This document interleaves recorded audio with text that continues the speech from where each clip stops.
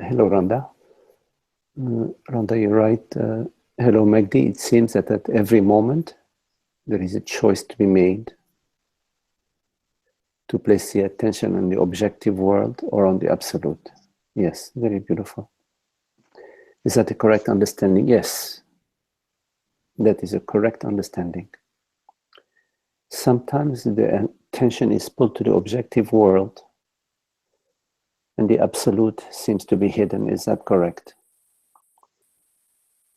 Yes, I just need to clarify something here, Rhonda.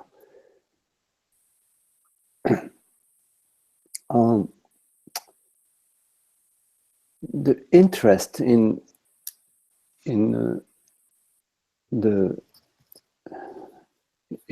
our contemplation, the interest is in the invisible. It's in the formless, which you refer to as the absolute. The interest is in truth, in the reality of being, in reality, in truth, in the self, what is referred to in Advaita as the self. Now, when we talk about the objective world, the attention going to the objective world, there is a very specific point to be made here, which is there is an interest in the objective world, or when the attention turns to the objective world, with a hidden or maybe not so hidden personal agenda, where you're examining the world or looking at the world as a person. Because one could say that there is a natural interest in the world. There is a natural interest in taking care of the body-mind in a way that requires paying attention to the world. When you are walking in the street, walk safely. When you are communicating with friends or with people, with strangers, with whoever, you communicate in a graceful way. All of that interaction with the world is natural, is innocent, has its proper place. It's not a violation of truth. The violation of truth is when you separate the world into an object and a subject. When you separate the perceiver from the perceived. It's a very subtle separation, but it's a very pivotal separation. When you are looking at the world from a separate position, you're perceiving the tree, but you are not the tree. When you are perceiving the tree as something outside of you, when you're perceiving your thoughts as some phenomena that is separate from you, that is when the suffering arises, the confusion arises, and the unhappiness arises. Because in your experience, in your direct experience, you do perceive perceptions, thoughts, sensations. And it's not a big deal. But when you perceive that there is something that is occurring to you, that is happening to you, not that is happening as you, but that is happening to you, there is a very crucial schism that occurs, where the impression that something can impact you, there is something at stake or something at risk. When that impression arises, then you are on the in the wrong way of perceiving things. So in the contemplation of truth, we look at the formless self, meaning we are interested in self-knowledge. We're not interested so much in knowing too much about the world, although this may be part of your work or maybe, you know, some sort of side hobby you have, but your passion is in getting to know what you truly are, what is the reality, what is the truth.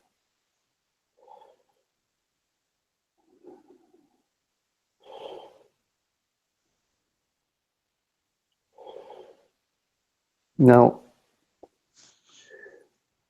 in ignorance, in other words, when we perceive ourselves as separate self, we are seeking or resisting. We are relating with the world out of desire or fear, out of a sense of incompleteness. We need something to fulfill us, something from the world to fulfill us. Even God could be in a concept or some kind of being that we believe in that maybe can fulfill us. Or we are resisting what's arising. In that way of perceiving, we're unable to rest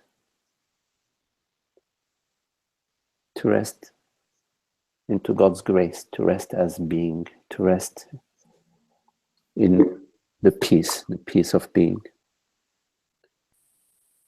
But we cannot be satisfied until we come to this rest, to the peace. So we seek it. We seek the peace. But when we are seeking the peace in experiences or in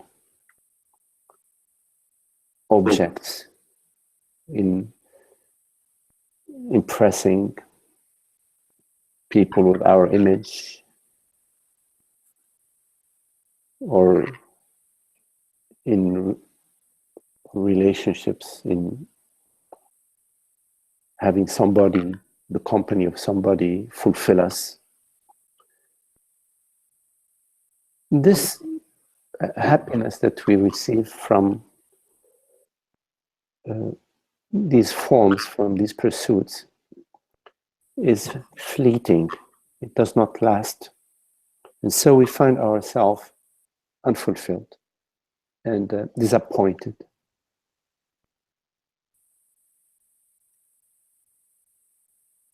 And at some point in our pursuit of happiness, we turn around. There may be an exhaustion. We get exhausted in all the effort that we are doing to be happy.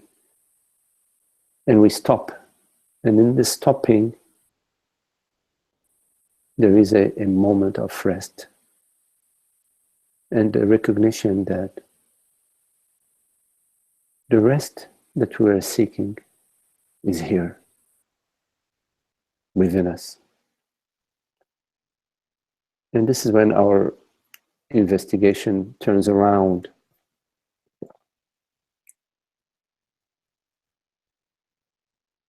And we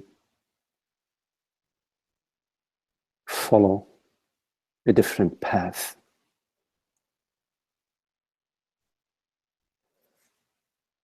So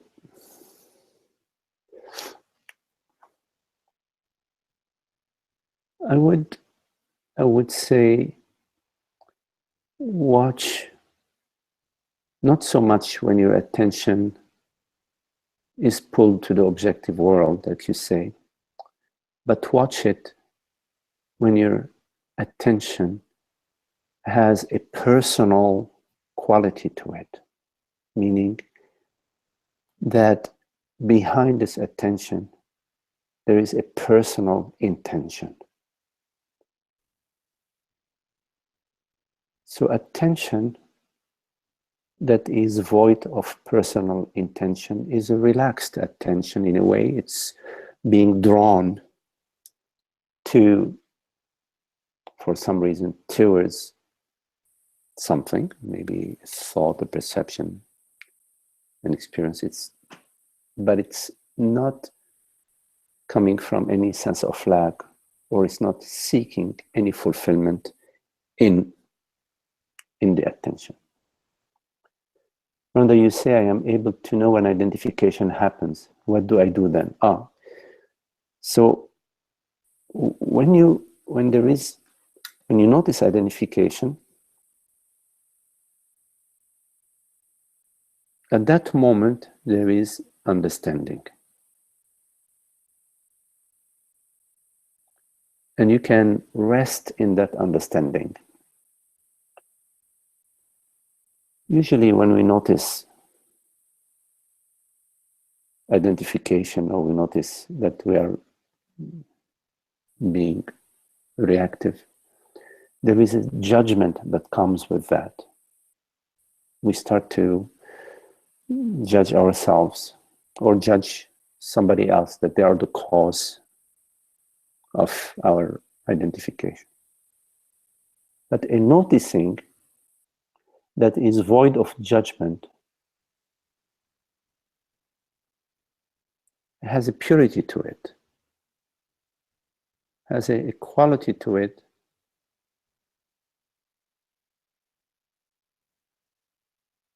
that is not moving away from the noticing. It's a restful noticing, so you can rest in the noticing. You can also notice, when identification arises, how it feels in the body. Because whenever there is identification, I identify myself with an image, or I identify myself with a tribe or some idea, there is a sense of separation that arises in the body. There is a feeling state that arises. So when you notice identification, you can also notice the feeling, how it's vibrating in the body. But you can rest in the stillness of noticing.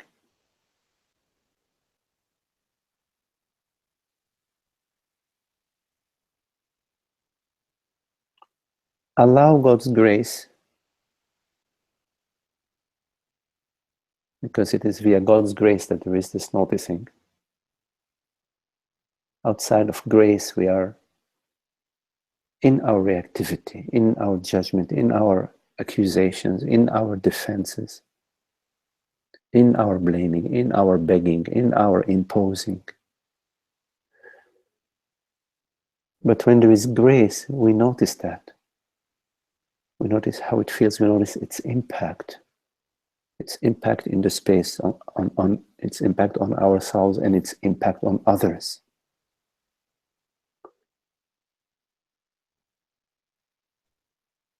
And at that moment, we have that opportunity to stop, meaning not to take it to the next step, not to take it to the judgment, to the avoidance. Sometimes when we notice identification, we notice the unhappiness, we don't want to stay there with that noticing. So we seek some diversion. We seek an addiction. We eat some pint of ice cream, or we start to think, to divert ourselves from just being. Now, in that diversion,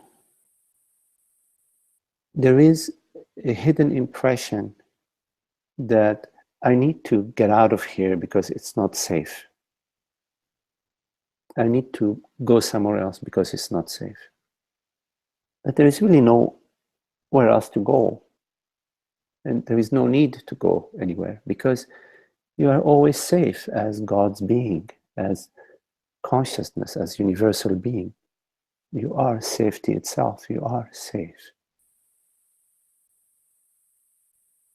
But when identification arises and you run away from just simply being, you are feeding the impression that there is actually something at risk.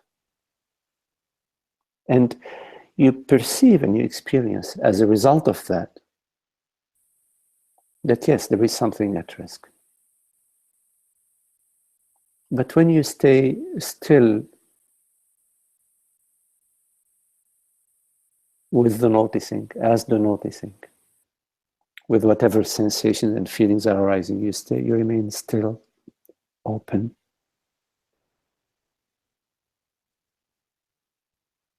restful. You are not maintaining, you are not feeding the separate self-impression. And it is in not feeding the separate self-impression that the light of being is invited to shine. Because the light of being is shining and requires your availability, your openness, which is your natural state, which is your true nature, your Buddha nature, is this shining light.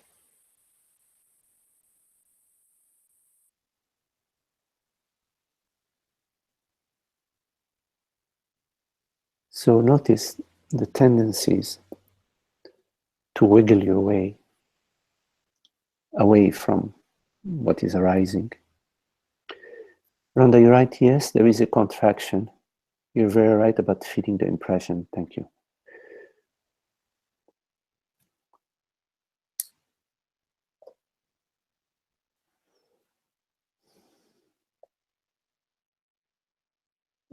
Our true nature, meaning what we truly are, is what the universe is. What we are is the vastness of being, almighty, not powerful over something else or somebody else, but almighty meaning infinite potential and infinite creativity. It is out of the vastness of the formless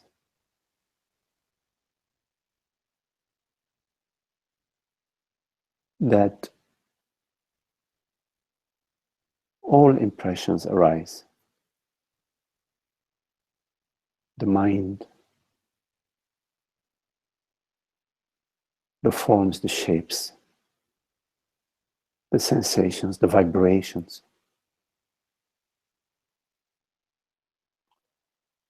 They're all God's creativity, moment by moment, is creation. The Creator is free of its creations. like you are free of your night dreams, and you are free of everything that arises in the waking state. You being the reality of being, not a separate form, separate from the absolute.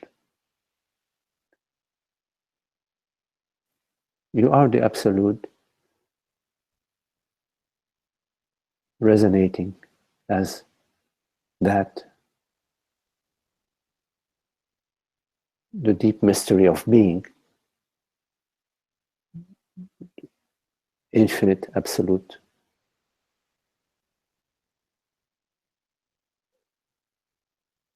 Vastness of being is what you truly are. But to experience that, you have to remove your lenses. The lens, the belief structures that I am some form in time and space. When you examine this, the me, you will not find an actual me. You will find a lot of thought and feelings.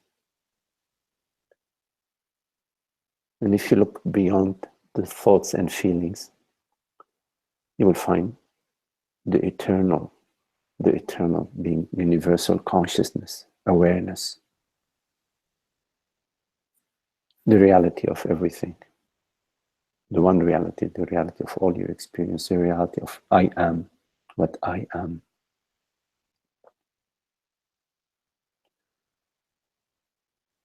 So when you listen to these words, you listen with a different set of ears. You perceive with a different quality of perception than the perception of the mind, that is a structure of thoughts and beliefs and opinions. When you listen to these words without belief, without thought, you actually don't know what you are listening to. But grace is shining through you, inhabiting you, and vibrating within you as you. And that's the heart of satsang, that's the heart of contemplation.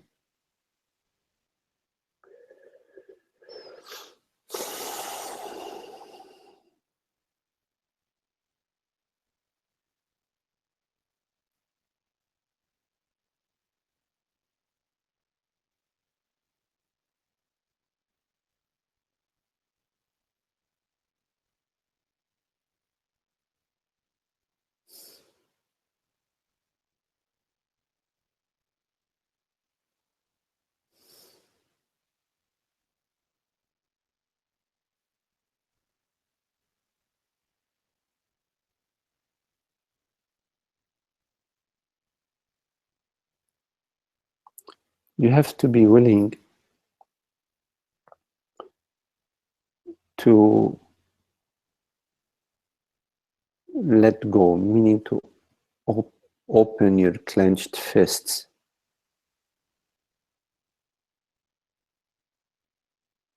Release. It's an effortless releasing. It's a relaxation. The relaxation of your body-mind.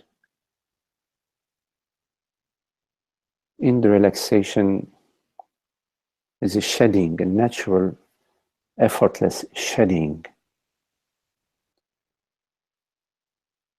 of all what we hold on to that it's all unpleasant. It limits us. It defines us. Any definition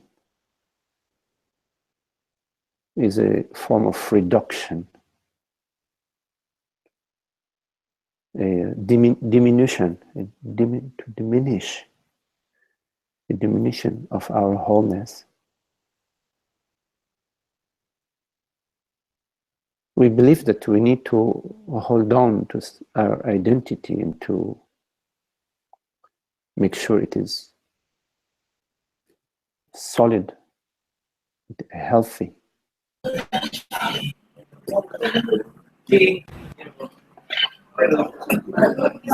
Emmanuel, you need to mute your audio. Thank you.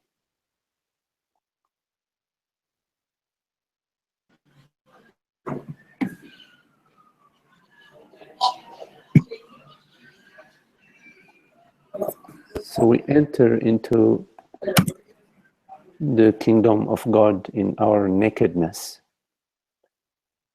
without a load.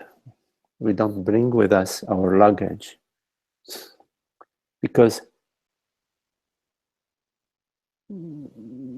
consciousness is wholeness, is completeness. There is nothing lacking. It is bountifulness. Everything that comes to you comes from the infinite. Yeah. It's infinite potential, infinite giving, infinite bountifulness.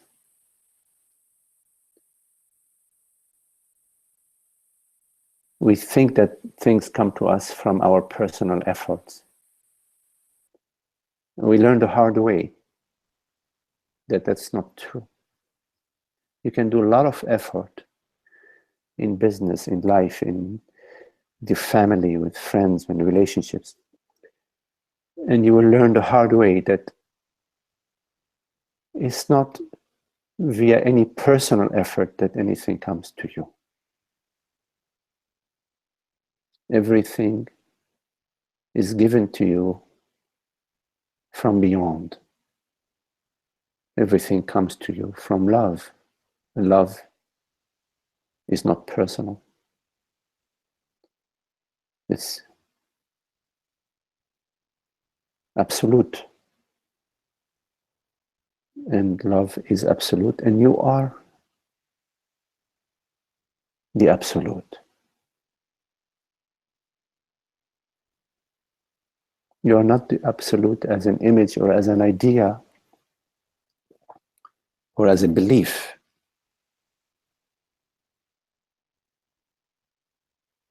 You are the absolute as the I am, as awareness, as consciousness, the borderless reality of being.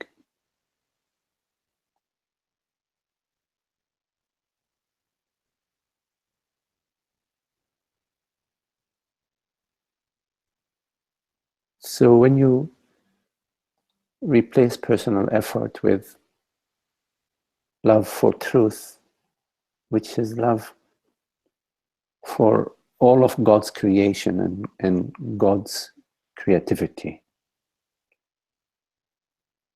in the universal beingness that everything is, that we all are. When you perceive with the eyes of universal beingness, and not with a personal bias, not with the obtuse personal perception that's infected with ignorance, with belief in mortality. And when you perceive with the eyes of eternity, you perceive the eternity and the beauty and the love in everything and everyone.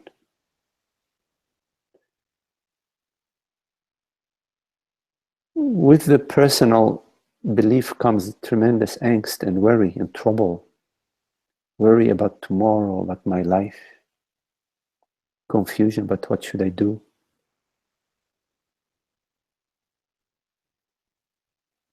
But when we are confused about what should I do, we have at that moment confused ourselves with the body-mind. The eye of transparent beingness has been usurped, has been kidnapped, has been taken over by I, some character, a character that is the reality. But characters are not a reality. Characters are mind. The play of characters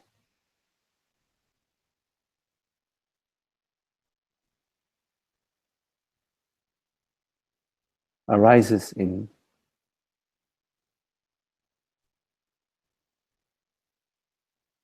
the stage. The stage is infinite presence, infinite awareness, infinite beingness.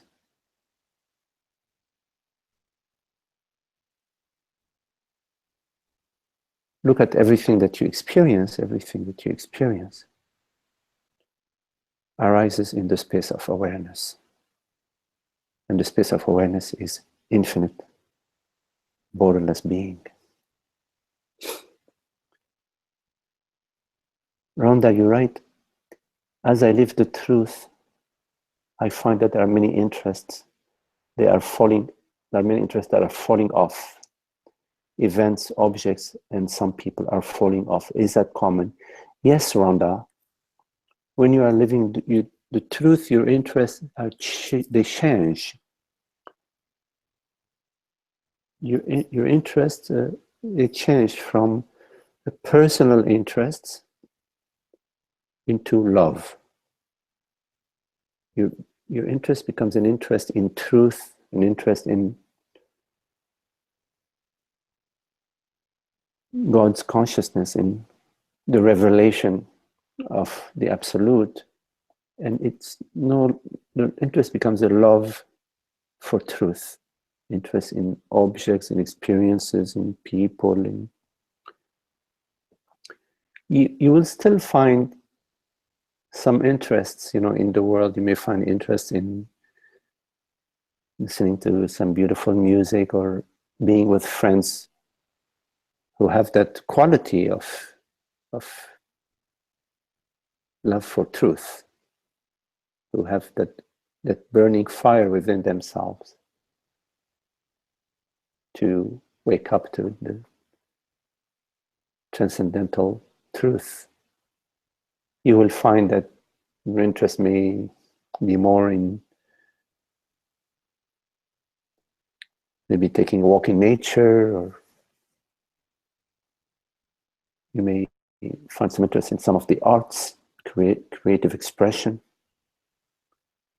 You will find that even your diet will change how you eat and what you eat,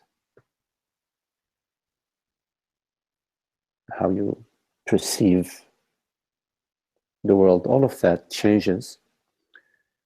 And a lot of your old habits, the old patterns with your family, with your friends, all of that shifts and changes.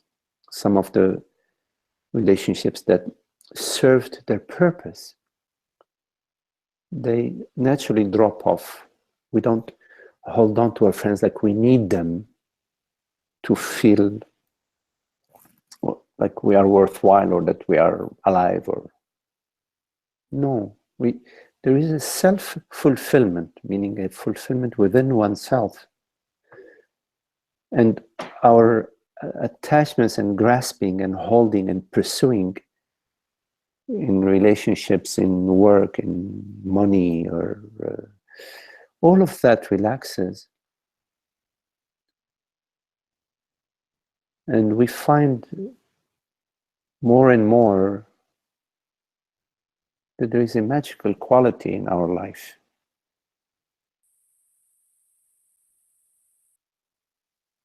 Things arise magically. to provide for us what we need. But we remain free and open and with a sense of awe, appreciation and gratitude for God's grace, for the infinite beingness of the bountifulness of being.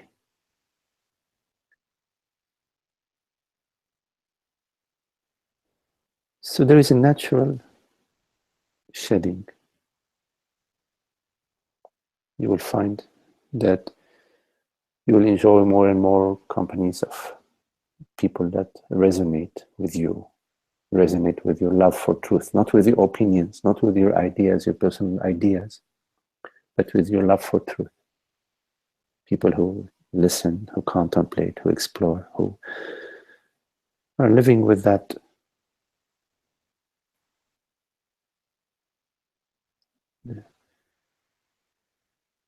invisible fire lit within them.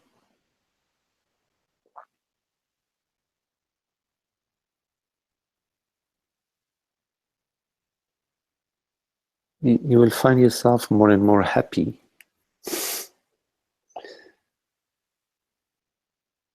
We believe that in the past, maybe we believed that our happiness had to do with things, success in work, success in our life, in relationships, in being loved, being admired, being successful, being honored, being popular, whatever. All of these conditions upon our happiness, they dissolve. We start to recognize more and more our happiness that's free. God's happiness shining within us. God's freedom shining within us. And it's very beautiful.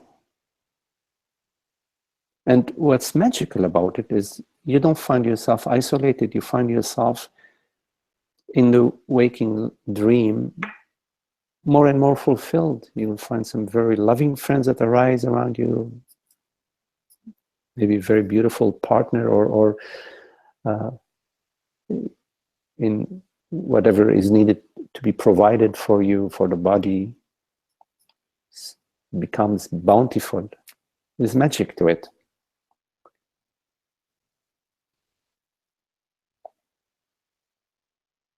We have to trust that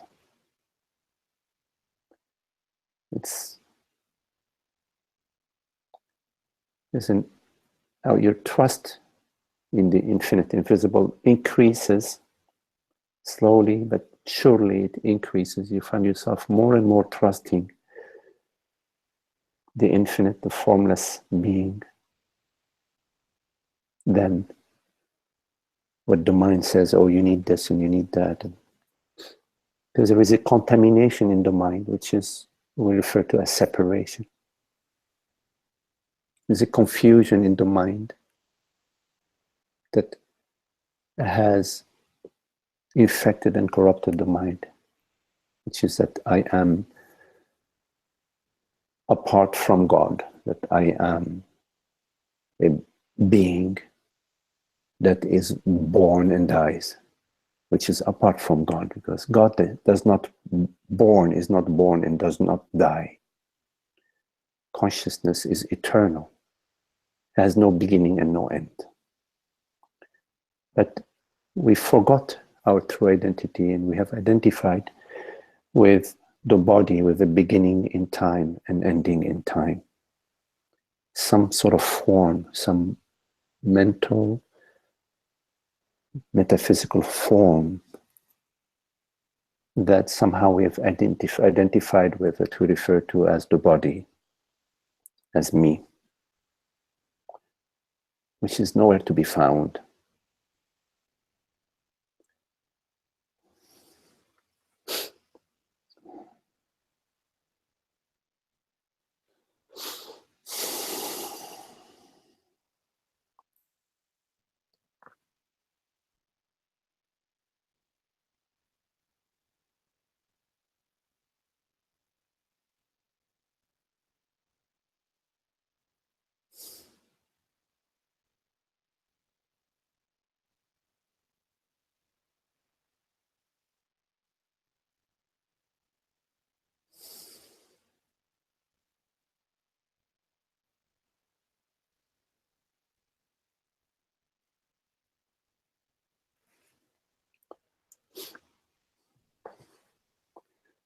Hello, Nanda. Ananda, you write, thoughts and feelings seem to indicate a me, belief in an individual presence with independent agency, gives a framework for thoughts and feelings to seem significant, to be even overwhelming. This mix-up wherein there seems to be personal presence is even this still in effect, although transparent, when we know ourselves as consciousness. Let me see. This mix-up wherein there seems to be personal presence is even this still in effect, although transparent, when we know ourselves as consciousness. No. Okay, that was my question. No. Is there a kind of sidebarred identity along with the impersonal consciousness? No. Uh-huh. Because we speak of we still speak of ourselves as, I took the airplane and here I am and here's my job. We're certainly referring to a whole bouquet of something, as if it was someone. Yeah, but the I that refers to this dream is not in the dream. So the I that refers to I took the plane is actually referring to the body traveled, let's say. The body. So, but it's not the I that has traveled. You see? Yeah, it's just the question is just. I mean, you're answering the question. Is that a clarity that is side by side with the personal? No. You're saying definitely not. No. No, there isn't a side by side. Mm-hmm. So. Well, that's good. Because there would still be some. Yes. There would still be some trouble. Right. So when you look at, for example, you were here in Virginia, yes. Now you then you were in Atlanta, and now you're in Sebastopol. What actually your experience is right now there is a perception arising to you, which we can call it Sebastopol, yes. Or we can call it the living room, or we can call it my house. We can call it anything really, but there is a perception arising to you, and it's arising within you as your very self. So it's, before we move further, let's just make sure that this is clear. So there is a perception arising to you. It's arising, let's say, within you, in using relative language really, and it's arising as you, meaning it's not separate from you. Yes? Yeah, sure. Now, when you were here, wasn't your experience that there was a perception arising to you, within you, as you? Yes. Maybe it was, then you can call it the kitchen, or you can call it the living room, whatever. You can call it over Magdi and Tara's house, whatever. But the driveway. The driveway. I feel like the driveway. Your experience is not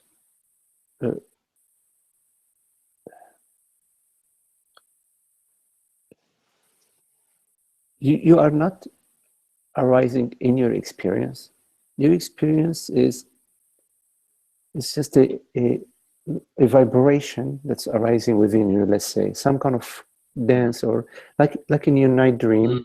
In your night dream, you dream you're a bird flying, and then you land on the branch, and then you are a fish, and then you are the wind. So they're just some sort of flow and vibrations of your very self, create a creativity within yourself that's arising. But nothing is really happening to you.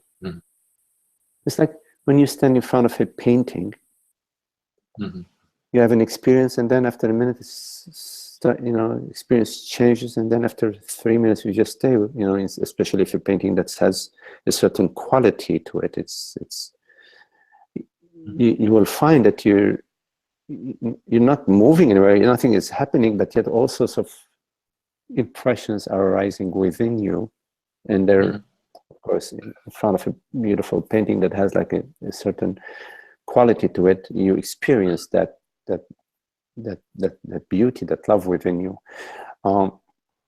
But coming back to your question, that the me impression is not necessary in your life. It is an infection. It is a virus. It's not like, okay, now I realize that I am consciousness, I'm a universal being, and I'm also Ananda. Of course, in your relationships, you will play the Ananda role. If somebody asks you your name, you're not going to say, "Gee, I don't know my name." You will give the name that you recall very well, given to you, Magdi, Ananda, Joe, Jim, whatever. So, awakening to the self does not imply that now you are the self, meaning you are consciousness, and you are also the person. I know there are a lot of teachings that speak this way. You don't need to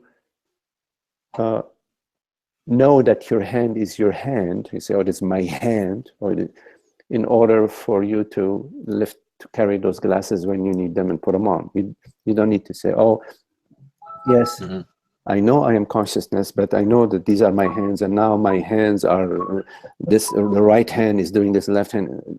No, it's all of the body mind is the breath of God, like gravity, like the galaxy, the breath of God. It's not that there is a reality called the galaxy, or a reality called Ananda, or reality called Magdi, and the breath of God. When you are awakened to the perennial truth, you leave the realm of the world, body, mind. The body does not leave it. But you leave it. You leave the realm of the world, body, mind. But the body, mind does not leave the realm of the world, body, mind. Well, until the body dies, the body continues. It's really interesting you say that, because that statement, famous statement, "Be in the world but not of it." Yes. For quite some time, it's been clear to me, I don't go for the be in the world. Yes. Either, That's right. Yes. Be, witness its arisal, perhaps. Yeah. The world is in somebody else's hands. It's in bigger hands. It's in the right hands.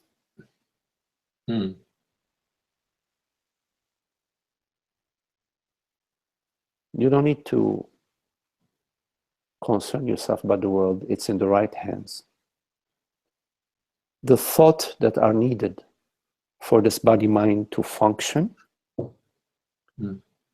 arises to it. Mm-hmm. From God's grace, the thought, I'm going to make a salad and have some lunch, or cook an omelette, make an omelette. This thought arises to the body-mind.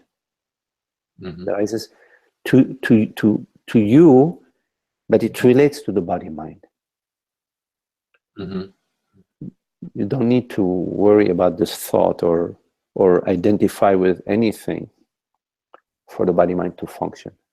Mm-hmm. So the teaching that says, I am consciousness and I'm also the body, Mm-hmm. is not, it's not the correct teaching, because it hasn't fully realized God's grace. God takes care of everything in the world, body, mind. Mm-hmm. And You know, I am this divine light, but the divine light that functions, that operates throughout all the body minds, throughout all the trees, throughout all the galaxies, throughout everything. Not throughout this particular body mind. mm-hmm. Throughout all world body mind events. Throughout all body minds. Vegetal, animal, human, etc. So when I ask about this, I'm not thinking that I'm not weighing that there's a philosophy, that's right or wrong about a separate body. I'm thinking, a separate, a seemingly personal presence or entity. Mm-hmm. I'm actually talking about my own experience, that it kind of seems like like that. And so I can see what you're saying, and as you're saying what you are saying, I feel that it's almost like subsiding while the other increases. I think that's what satsang's about, really. Mm-hmm. Mm-hmm. Yes.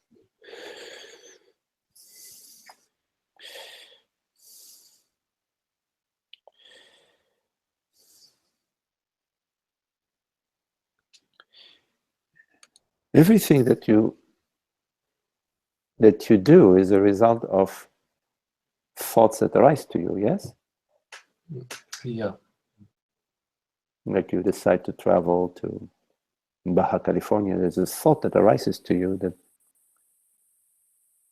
and the thought is not your own making. You perceive it. Mm-hmm. Mm-hmm. And the you that perceives it is the same you that is perceiving this perception right now. Mm-hmm. Yes? And this I that perceives, that is not something that you perceive. It is the perceiver in chief. Mm-hmm. And the perceiver in chief is not something that you perceive, that you say, oh, that, or this, or that. Mm-hmm. And that perceiver in chief is I, yes? Mm-hmm. I perceive, yes? I perceive this perception. So, but you cannot point to this I and say, oh, well, it looks like this, or it has that shape, or that form, or that age, or you're right? Mm-hmm. Yes? Yeah, now I'm getting something like this. It's like the I is borrowed by a thought structure. The sense of I is kind of borrowed, and that's what I'm calling an illusion of presence in a character. Yes. Yes, there is. It's the same I, but it's borrowed, maybe. Yes. Yes, there's a thought that arises that says, I am 6 foot tall, right? Now, this thought that says, I am 6 foot tall, is not referring to the I that is perceiving the thought. Because the I that perceives the thought has no shape, no size. The I that perceives this perception right now has no shape, no size, no gender, no weight. So the I that appears in the thought that says, I am 6 foot tall, that I in the thought is not the I that perceives the thought. So it's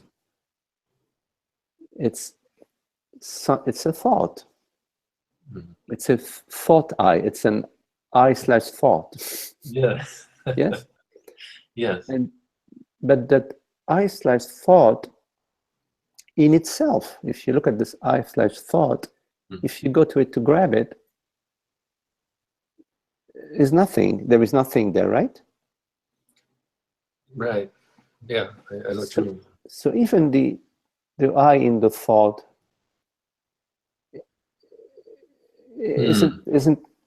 doesn't have a height or a weight, in fact, right? Yes. And then there is the I in the feeling. Sometimes there is a feeling that arises that I am handsome, or I am 6 foot tall, or I am sad, or I am whatever. So there is a sensation that arises, a vibration within the body that is perceived. I am tall, I am short, whatever. Yes? Or I'm suffering from what I chose to eat earlier. I am suffering. So that sensation has an I in it. But the I that is in the sensation and the I that perceives the sensation is not the same I. Because what perceives the sensation is not inside the sensation. That sensation is arising within it. But the I that perceives is not in the sensation. So there is an I, a different I in the sensation. That's oh, I'm suffering. And it seems that there is an actual I there, an actual personal self there. But when you go to the sensation,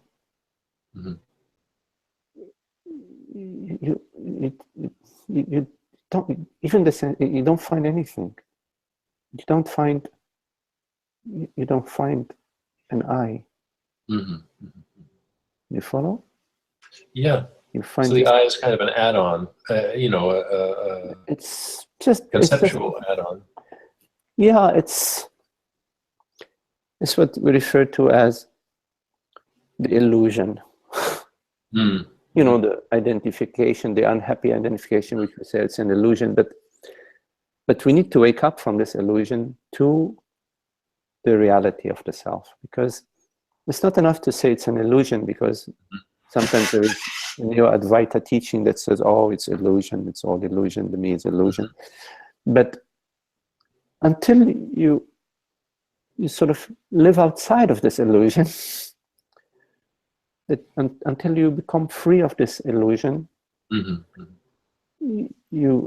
that illusion will continue to nag you. That confusion will continue to nag you. And sometimes we wake up from the illusion, but we're not fully out of the illusion. So we say, okay, well, consciousness is real, but also I am I, the person, whatever, I'm also real. So we need to live in the world and live outside of the world, but also we are outside of the world, but we're also in the world. I don't know. There's a saying I remember that if you believe in illusion, that's delusion. If you believe what, then it's... Yes. But I think what you're saying goes deeper. It says if it's not illusion either for my real self. Yes. Even if a mirage is seen, that's illusion. You think you see water, so it's an illusion, but the consciousness is still not fooled. So do you see what I mean? So we're not suffering from illusion or delusion or any of it, maybe. We don't suffer from identification,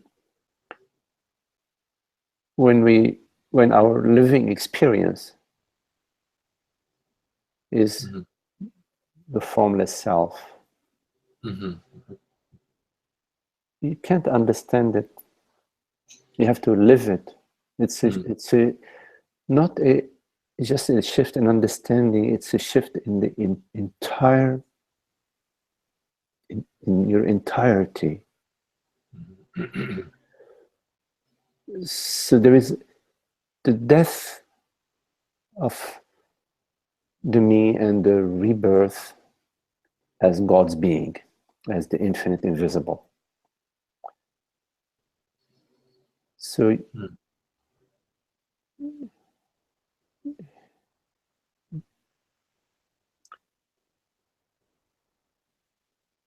it's from the living the infinite invisible self that settled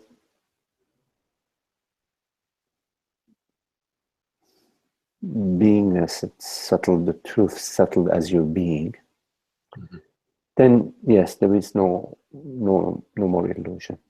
There is no illusion. There is just the clarity of being and the peace, the understanding, the wisdom, the love, the freedom, the beauty. So the journey is not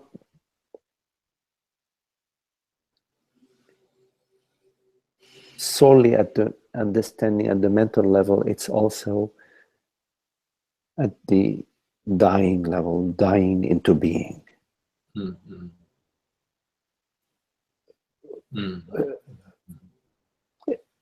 It's our true nature is that transparency. Our true nature is that infinite beingness. It's what we are overlooked by the layers of thought and identification.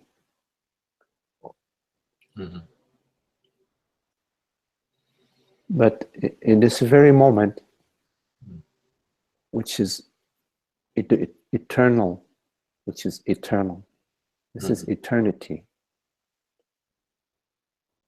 In this moment of eternity, I am this eternity. Yeah, I can see where you're using the term dying, because it's a release of the whole mess. Yes.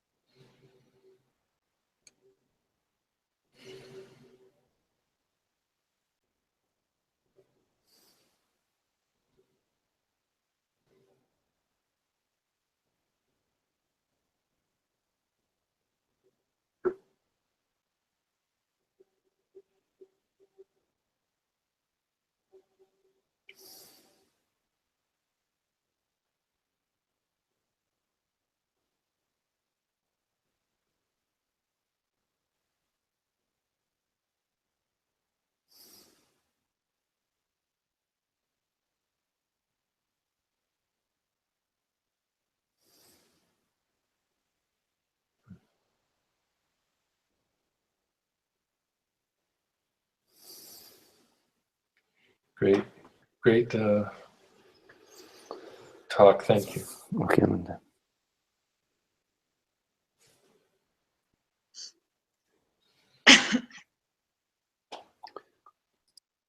So any question, anyone?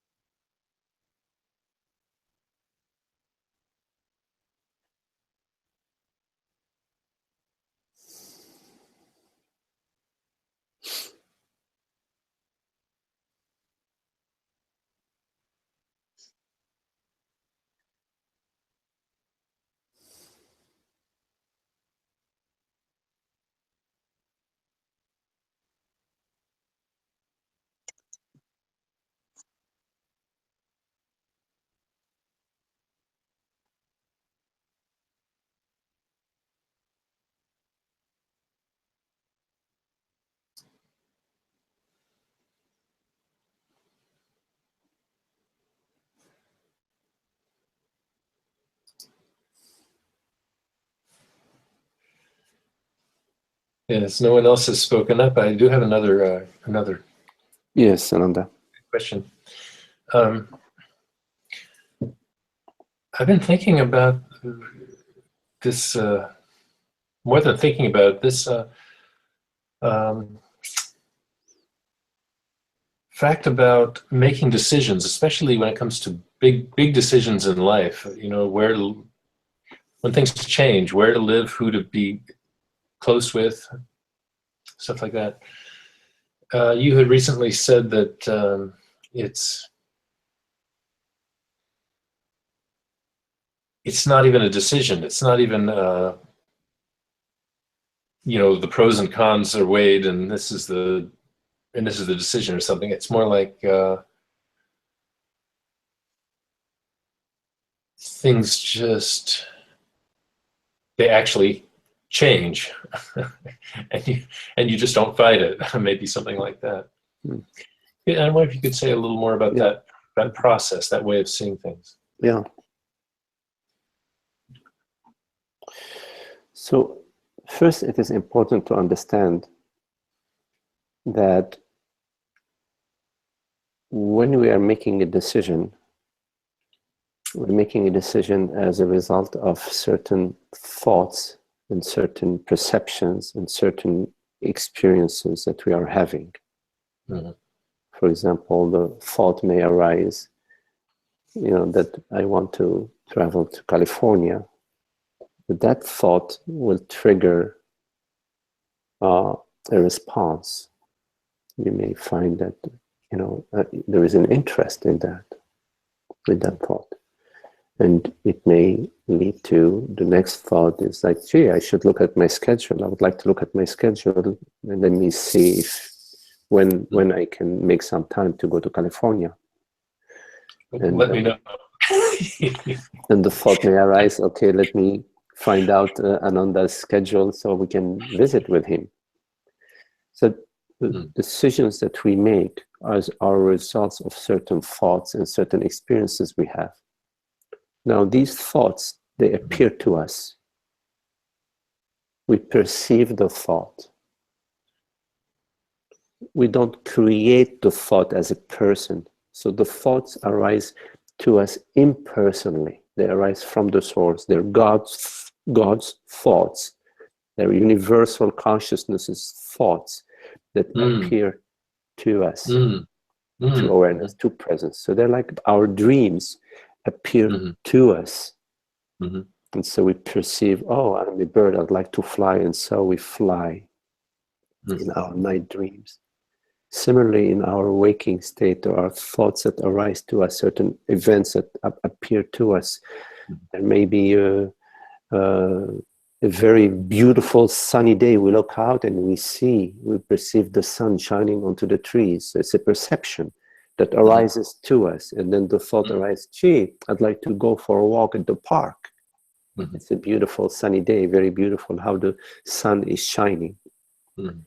The key thing to understand is that the thoughts and the perceptions and the sensations are impersonal. They arise from the source and they're perceived by the self, by consciousness, by I. I meaning always I refers to consciousness. I refers to the infinite invisible, to the transparency of being. Now, there may be in our life certain thoughts that arise and certain events that arise that we're perceiving them, and we're perceiving also a certain interest within our being to look and to make a decision. Thoughts, for example, of I don't know, traveling, or it's the thought of moving to a different house, or thoughts about the relationship. You meet somebody and there are thoughts that arise to you and concerning that.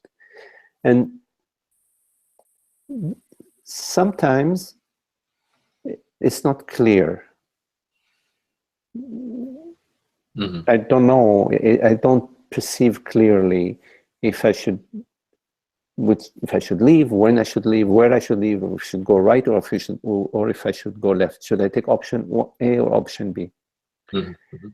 What this means is that there isn't enough information, that there hasn't been yet enough data, it hasn't yet lined up. And in this case, we remain interested in, okay, well, for some clarity. So we're interested in, okay, well, let's see what's going to unfold next. Let's see what God is going to dream out next. Let's see what God is going to create next. So we remain interested as God's being, as God's children. We say, yeah, okay, I'm here, I'm listening. Let's see. I don't get it yet, but I know you're going to whisper to me the next. You're gonna give me some more. Right. So in that case, we don't need to make a decision. We're still waiting for more data. And sometimes the thought arises, well, maybe I should talk to Ananda, ask him what it's like to travel to Lake Tahoe, whatever. So the thought arises, so I call you, I get some information from you. I trust your experience, I trust how you are, I like you. So yeah, I get some information from you, I listen. Some things may resonate, some things may not resonate, whatever. Now, so I'm like gathering data, I'm open to to what's going to unfold.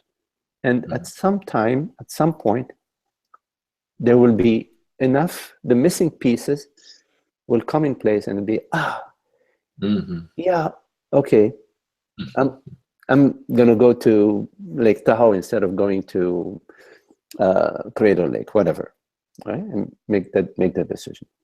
But what's important is to make your decision in your freedom, and not out of, oh my God, if this doesn't work, if I make the wrong decision, it's going to be a mess. No. That if you are going with making the decision with that trap, that I hope this works or else, then right from the beginning you are making you're approaching the decision from the wrong angle, from the wrong approach. We make a decision, we become interested in something, traveling or a certain relationship, but out of our sense of play, out of our love, out of our joy, or out of our freedom, and not out of a need or desperation.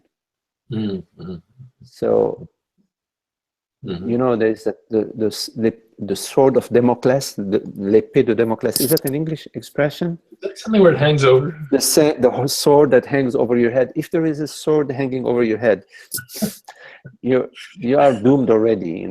So you need to bring that freedom, realize your freedom, and that there is nothing at stake. Okay, so if I go to Lake Tahoe and it rains every day, and I'm sitting in the cabin, very nice. That's beautiful. Hopefully I brought a rain jacket. I go for a walk in the rain, or maybe I brought a good book. I read a book. Or if I don't have a book and it's awful, then maybe I'll leave, Lake Tahoe and go, I don't know. Yeah. Okay. So it's nothing at stake. Now, coming back to the decision making. Now, sometimes you're not clear. You're still not clear. You're still waiting to get some clarity, but you must make a decision. There may be a situation where sure, the landlord says, or whatever, you have to leave by, December 10, and now you're a week away, and you must make a decision. In this case, you have maybe 3 options or 2 options, and if it's 2 options, it's easy. You flip a coin. If it's 3 options, then you have to take a colored stick. The yellow stick is option A, the red stick is option B, green stick option C. It doesn't matter, because they're all, there isn't clarity with whether I should make choice A or choice B.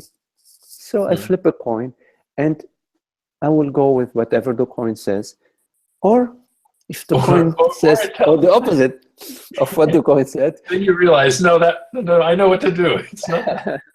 But what, again, the same warning applies, that whichever way it goes is fine. If it goes where you lose the contract, or or it makes you great fortune, all is well. It is all in God's hands. It is all God's will. But what we usually do is we go and we get disappointed, and why did I make this decision, and I shouldn't have listened to this, I should have, we get information after the fact because the missing pieces may come after we've already said, if only he had called me 2 days before, if only. That's very unhappy, and it's all mind.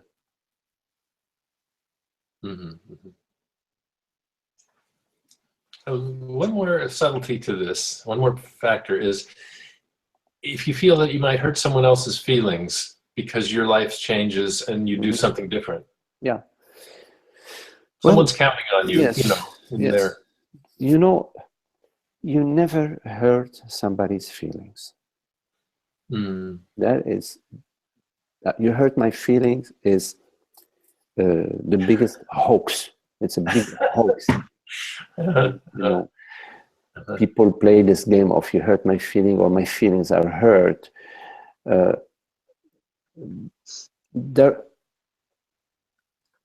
That's all. Let me see how to speak to that.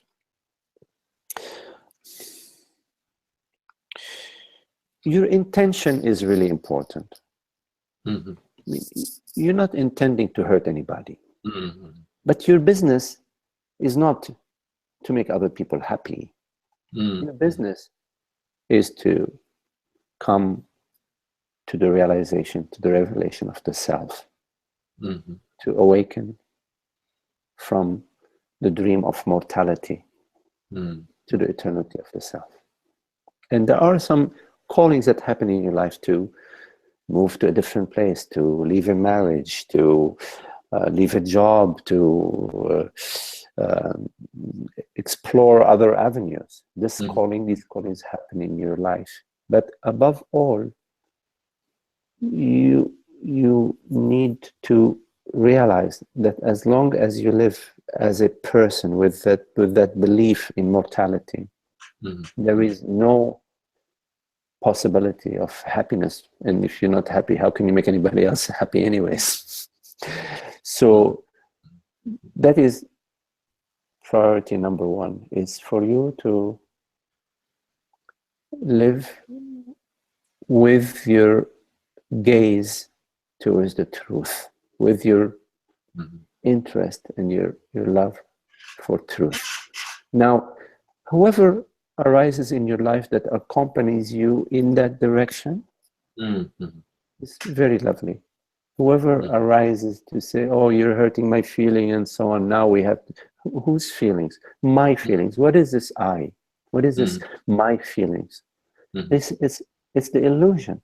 But you cannot speak to somebody about their illusion when their illusion is very real for them. That would be that would not be very graceful. If they have an interest, you can detect an interest in them, a genuine interest, you can share. If you're invited to share, or if you detect an interest in them, you can share that, hey, come on, you don't need to live this mirage. You don't need to live the mirage of a me with my feelings and define yourself, limit yourself as a me with feelings, happy, and constantly be seeking the next happy feeling. Living in managing feelings is a nightmare, because it's unending. The feelings are unending, because the whole me is about seeking and resisting, which has to do with the emotions and the feelings. The feeling is simply a bodily sensation with a me. With a me. That's what a feeling is. So where is the me? What is this me? It's an add-on. It's a figment of our imagination. So I don't worry about people's feelings, but at the same time, I am not insensitive to people's suffering. So I can sense the suffering and people's suffering. I understand that it's an unhappy dream, and I offer my love and my availability, my friendship, as much as possible, without ever compromising the truth, without ever falling into the trap of being a me and a you.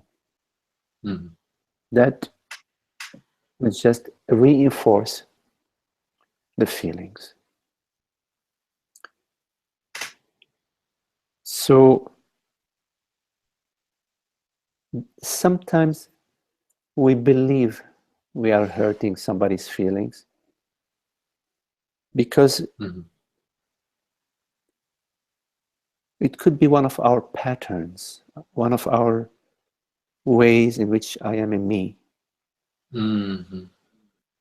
That I am a good me, I'm a good person, I'm sensitive to people's feelings. Or there may be even a fear within myself. I may feel that the negativity of these feelings, and I may not be willing to bear them. And so I want to get rid of them. So I'm going to rush to help you with your feelings. I'm going to rush to not hurt your feelings. But it's because I'm unable to simply be with that. To be with my friend or neighbor or partner's hurt feelings. I can be in the stillness without falling into the I need to help you with your feelings or save you from your feelings, or I need to have around me people who feel, who feel in a certain way. Of course, when you are in an intimate relationship and you're in a relationship with somebody who has a lot of these feelings, you can't ignore it. It's like living, with a pet that needs to be washed. You smell, you have to do something. But there has to be a certain openness within your friend, right? To be willing to look in that direction. And if there isn't, then we would pray that there would be a change. But if there isn't, then it would be quite challenging to be in this sort of relationship. Right. And I realize sometimes I can't really make it. I can't say whether they've changed.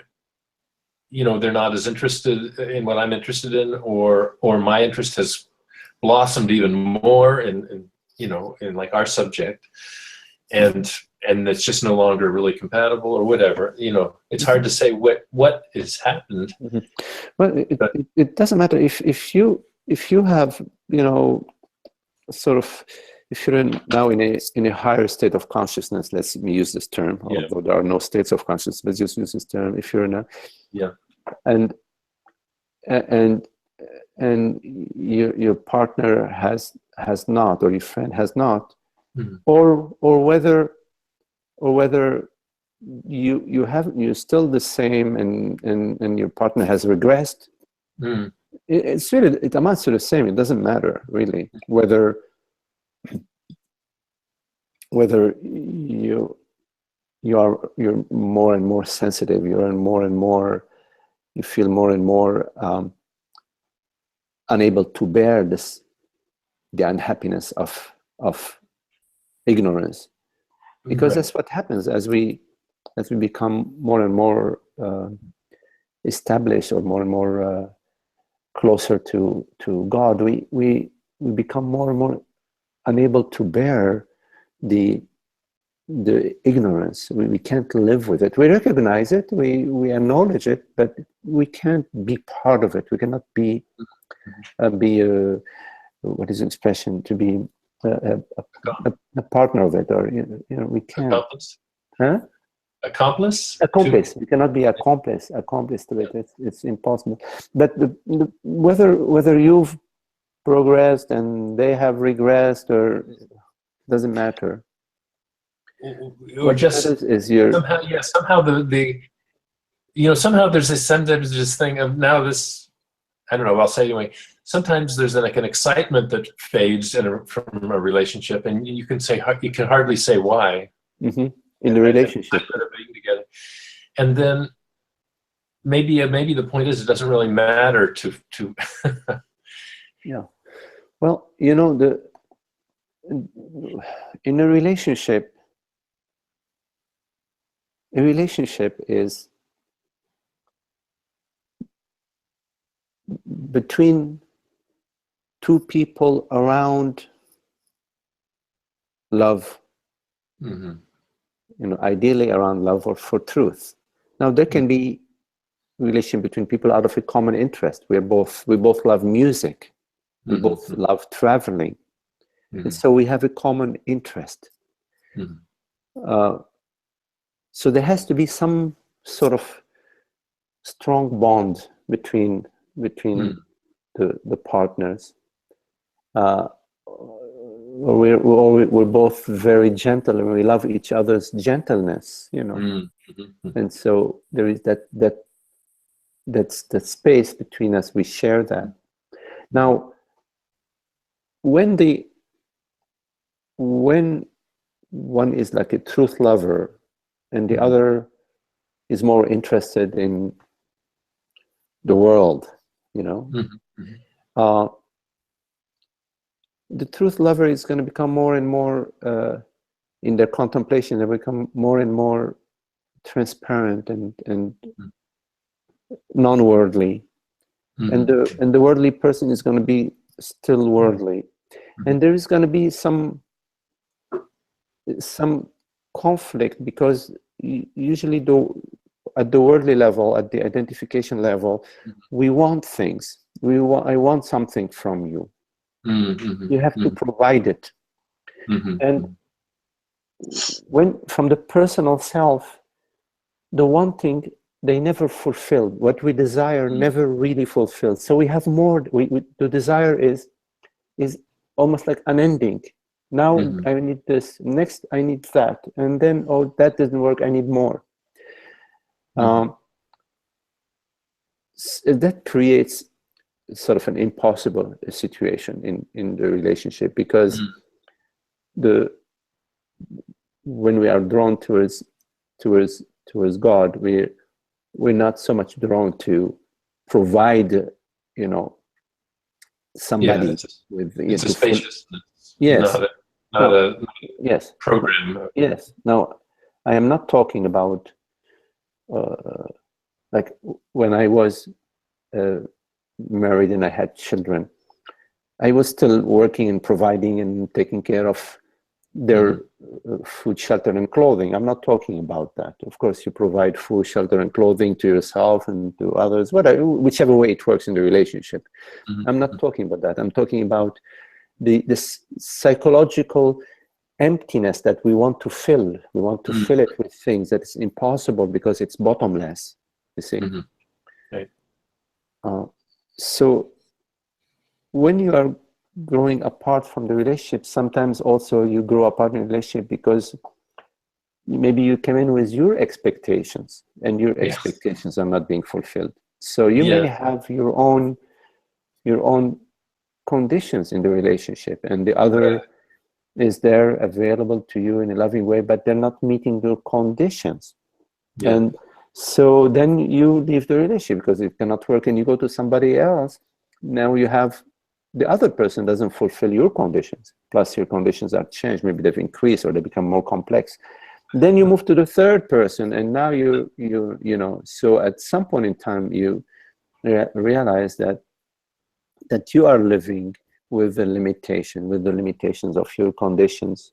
Yes. And so you need to go into that contemplation, and life will teach you the hard way.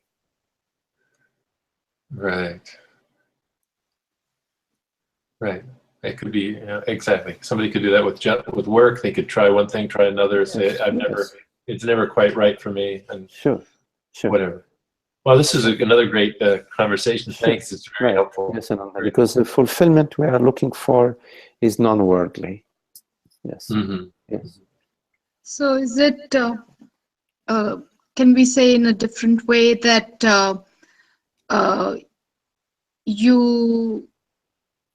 you go into since that's what I don't know, but it says over here Michael, but I guess you were calling. Yes. Yeah. Ananda. So Ananda, okay, how Ananda was saying, I mean, asking you the question. So just to put it in a, because how your satsang is non-duality, the title. So like to say, if we go into a relationship in this world, we go into it we go with the flow, and we go without any expectations, and we surrender the rest to non-duality or to God or to the universe, or is it? Yeah, you could say that, Neelam, definitely. But at the same time, you take in consideration everything, including how it resonates within you. It's not about coercing yourself into non-duality. There has to be non-duality, has to be a journey of love. Mm-hmm. Not just love for the other, but love for oneself as well. And loving for oneself includes respecting and being sort of in tune with the internal unfolding within you, what is really resonating, for you internally. So it's not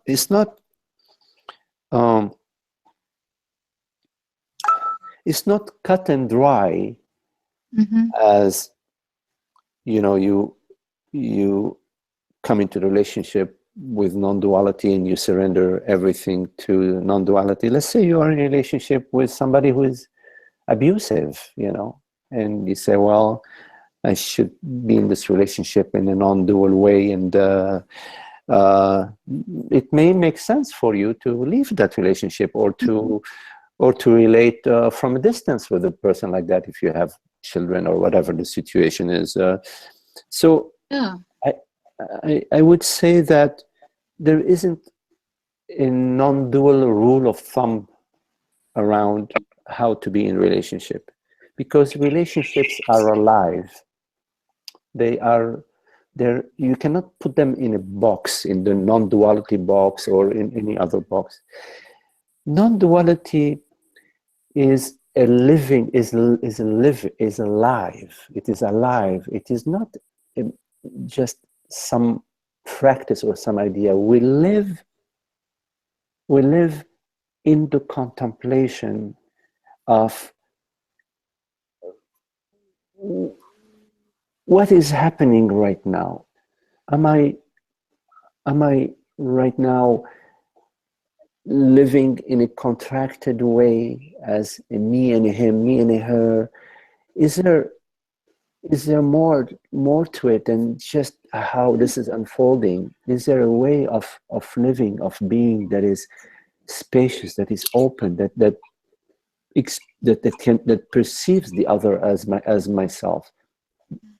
It's a living journey, a journey of love, but also an intelligent journey. And this intelligence may be telling you, wait a minute, I need to have a conversation with this person about this and that and that and that. because I'm experiencing repeatedly some unhappiness, some, you know, so I need to go into that with my partner or with my friend. We need to have a conversation about that, and not just to sweep it. And I'm not saying that you said that. I'm just, you know, maybe, yeah, not just to sweep it in the pile of non-duality. But please correct me if I strayed from your question. No. Yes, just wanted to No, I just wanted to put Nanda's question. You know, like if suppose I was having a conversation with him, then I would just say it like that. So it's good what you said. Yes, you know? yes, Yeah. yes. In relationships are a very good platform for us, a good space for us, a good laboratory for us to explore and to contemplate.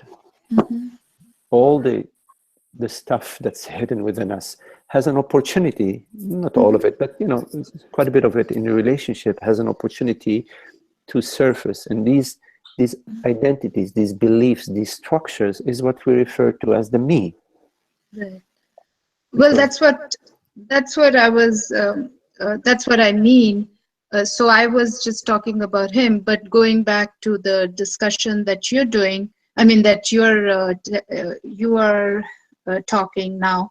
So the way I look at it also is in the same way, but I just call it like dissolving the vasanas, you know, during in our relationship.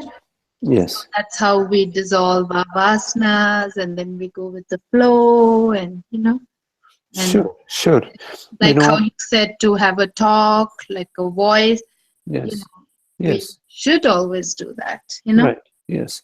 Now, yes, absolutely. In the relationship, a lot of our buttons get pushed, and there's an opportunity for us to allow this stuff to arise and dissolve, because it's arising to be dissolved, not to struggle with it. At the same time, it may happen in our life in relationship where we need to be somewhere else, where something ends and a new phase opens, a new chapter opens, a new direction opens. That may happen as well. And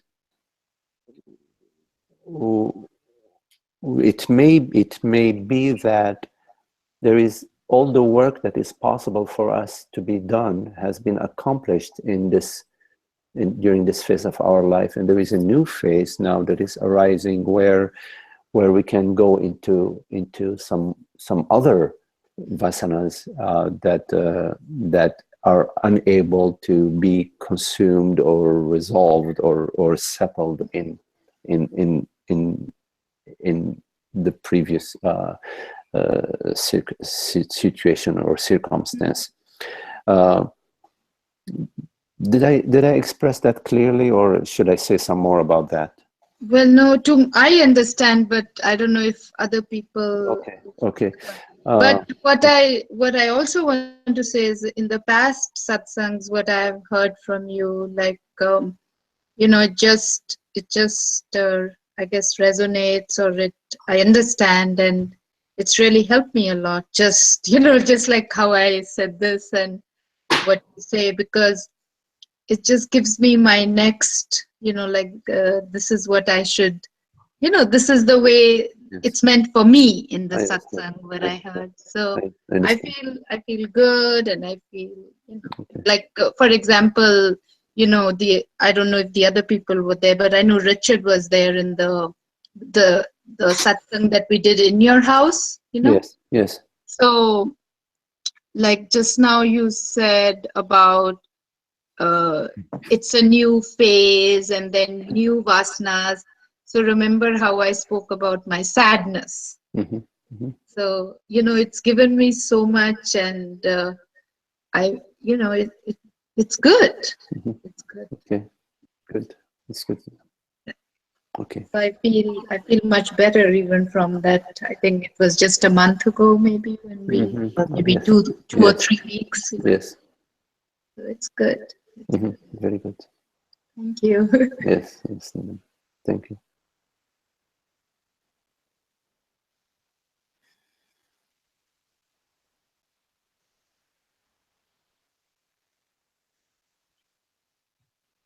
It's really important to keep your practice alive, not to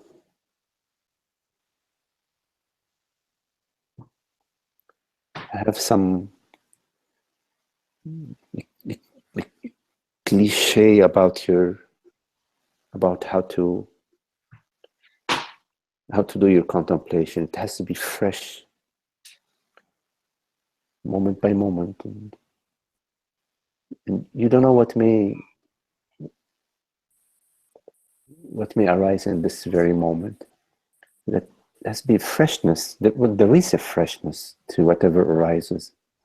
That to be not knowing, to do your contemplation without knowing. You know, we are exposed to a lot of teaching. Some of us are, and it's important not to remember anything. Not to remember. What needs to be remembered is remembers itself. What needs to sink in, sinks in via the grace of God. You don't need to take notes and remember these things. Now, having said that, which is referring to the infinite, invisible grace of consciousness. Having said that, you may also, at times, be inspired to take a note or to revisit something that you've read. But this inspiration, it's if it comes to you with a sense of excitement and love, and not something that it would help me, not something would help me, because whatever will help you maintains you. It's what goes beyond you, what is beyond you, that really matters, not what goes through you to you. So remain fresh moment by moment, without memory, without the past, without the story, without in your forgetfulness, in your freshness, in your innocence.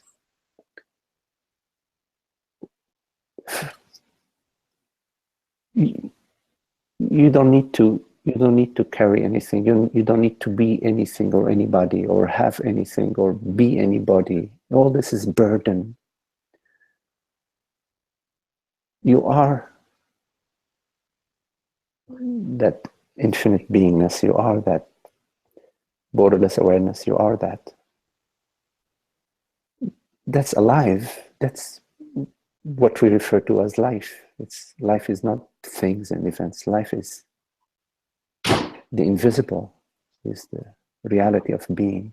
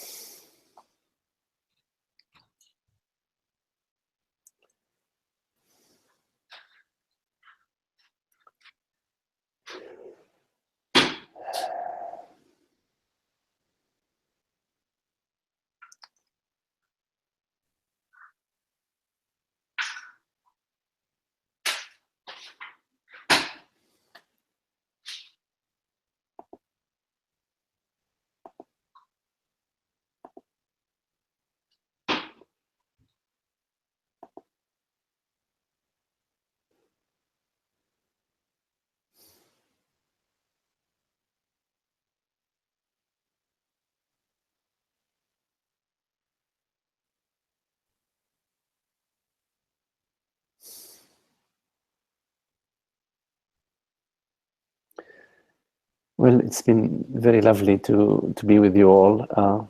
Thank you for your lovely company, and I wish you all peace and happiness.